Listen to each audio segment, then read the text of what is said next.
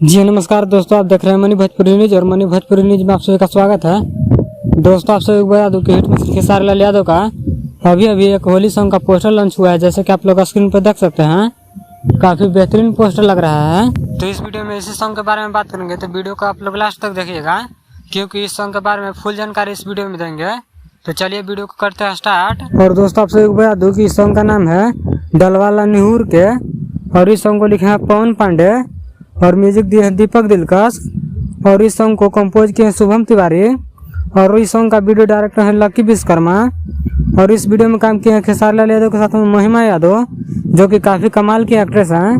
और दोस्तों, आप सभी को बता दूं कि इस सॉन्ग को गाए हैं खेसारी लाल यादव के साथ में खुशी कक्कर, और इस सॉन्ग को 9 फरवरी यानी कि कल सुबह में 8 बजे एंगल म्यूजिक पर डायरेक्ट वीडियो रिलीज किया जाएगा। तो आप लोग देखना ना भूलें।